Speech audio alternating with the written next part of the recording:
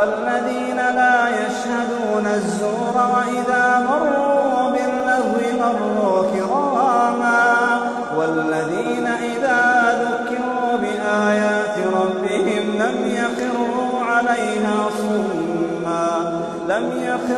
عليها صما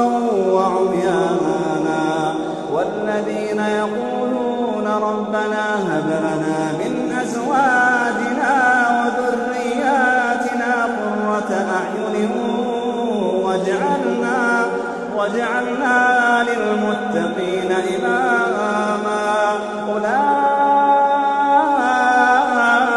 يجزون الغرفة بما صبروا ويلقون فيها تحية وسلاما